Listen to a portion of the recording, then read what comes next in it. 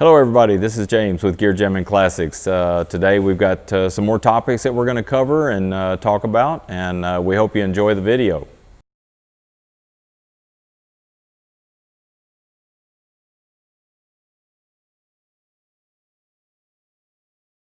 Yeah, oh yeah. Well, it's no different than cell phones or TVs or anything else. You know, as soon as you buy it, it's already obsolete.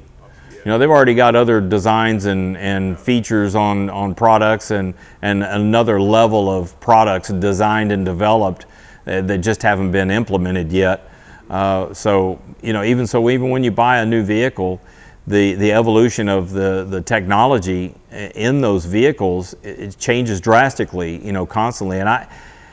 And sometimes I wonder if that's a good thing or if it's, you know, just opening up an avenue for more problems, you know. And yeah, I really, the one thing about the classic muscle cars is the simplicity. You know, I know the conveniences of the newer vehicles, and yes, I have a newer vehicle just like everybody else has one. You have to have something that's, you know, safety and efficiency and stuff to operate on the road. But the classic car was not like that. It just, I mean, it was daily transportation. We had fun with them. You know, you could do anything you wanted to them as long as you didn't, you know, mess up any of the, you know, the features for your safety inspection or, you know, to get your tags. Now it's tough to do anything to them because will affect the computer system or diagnostics of the car, and so when you get it inspected, they plug into it, and you know they can tell if anything's been tampered with. In the older cars, we used to brag about, you know, who got the worst gas mileage. Now it's exactly the opposite. So, you know, if you showed up to the car cruise with your car thumping and, you know, and making loud noises, and you say, yeah, mine gets 5 miles to the gallon, you know, you were the king of the hill for that night, you know, until the next guy shows up and says, mine gets 3, you know. So, yeah, and now, you know, you have the young people gathering and everything with the car cruises and stuff, and the imports and all their new cars, and really it's just it's a show of stickers and paint jobs. Yeah. You know, it's like there's nothing really exciting to see. You know, but I enjoy stickers. Yeah.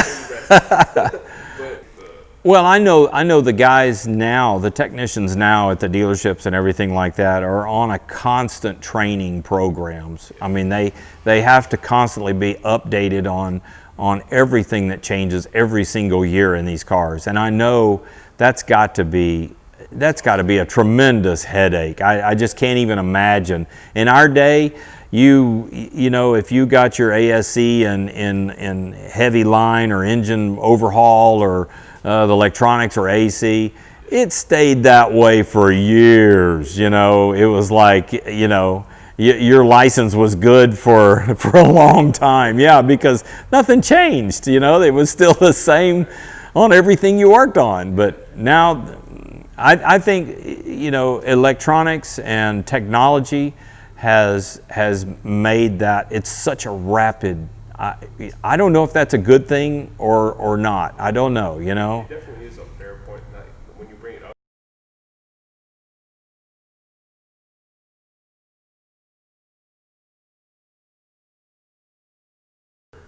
It's like a slippery slope. Well, it'll get to the point where you can't do anything, and you know, maybe that's why cell phones were invented.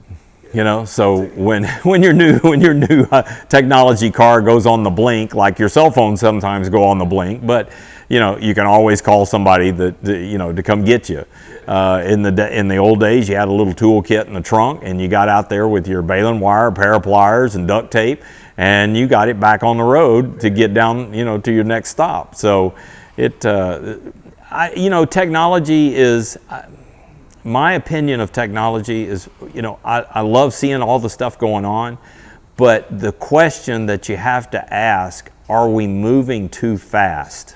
You know, Are we not, you know, it seems like things are brought to the drawing table, put in production, thrown out on the market, and then they wait to see how many recalls they're going to have. And it wasn't that way back in the, you know, the 50s and 60s. You know, when you went down and you bought a new Cadillac or a new Lincoln, that was art in motion. You know, there were craftsmen that designed and developed and built those cars that were luxurious, you know, cars. Now they just all snap together. They put some leather interior in it, put a fancy badge on it, and they call it an exotic car, you know. Yeah, and they're just, yeah, they're plastic glued together. That's definitely something people notice, or at least what I notice, especially working here a lot. I don't know if that trade-off is necessarily a good thing, because what I like about my truck is that not everything is plastic in there. Yeah. That's what I will notice a lot now. The parts are less, you know. Well, they've done that. The cars, the way the cars are built and designed and everything, are done in such a way that they can be mass produced. And so yes, most cost efficient, mass production, and the volume of cars that have to be built just to keep, you know, the society in motion, you know, is incredible. It just boggles my mind, you know, when you look at one of these cars and see the total production number of these cars in a year on a particular model. They can produce in a month now on all these new cars, and they're everywhere. And so, and then with the technology and the electronics and everything that they depend on, is like your cell phone. They're outdated faster. They get outdated faster than you can pay them off. Yeah. So it's like, I don't get it.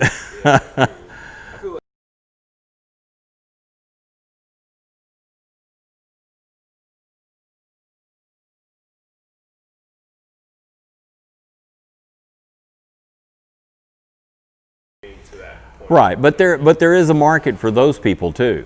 You know, the guy that doesn't want to do anything but just jump in it and go. You know, some guy wants the cool factor, some guy just wants the get me back and forth to work factor. You know, so they're trying to, you know, they're scrambling, trying to come up with every possible look and scheme and design and everything they can. They're constantly changing, and they don't keep anything the same. You know, used to be a car would stay looking pretty much the same for, you know, for 2 or 3 years, and in about every maybe 5 years they would do a full platform change. You know, but in that segment of cars, you know, like the Camaros and the Mustangs, where you have the first generation, then you have the second generation, the third generation, fourth generations. Now, I don't know that you could even put them in generation, because they're all mixed up. You know, one generation is developed and designed, and then it's gone, and there is no second generation of it. So. Yeah, and I think it's because, well, we found out, okay, that's not popular. Let's redesign. Let's go back to the drawing board. Let's try a different one next year. And they scrub it and do something totally different. And, you know, back in the day, you had, you know, 5 or 6 different model cars that you picked from when you went to the dealership. You get it in different colors. You could get it with a different motor. You could order them, custom order, however you wanted them, with certain restrictions, you know. And that was what made your car different than somebody else's car, because I ordered it with a V8, the other guy had a 6-cylinder. I ordered mine with, you know, black paint and a red interior. This guy ordered his with a red and a white interior. So, I mean, but it was the same car, you know. Now they just make different cars. So it's like, you know, there's no version. You can't special order it.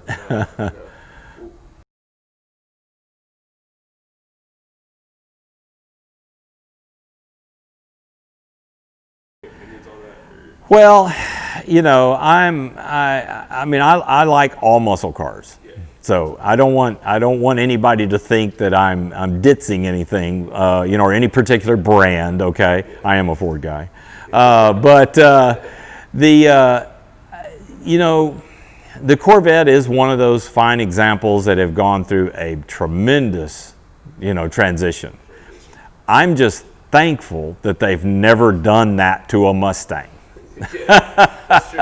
I don't know, you know, I don't know what the outcome of that new platform is going to be.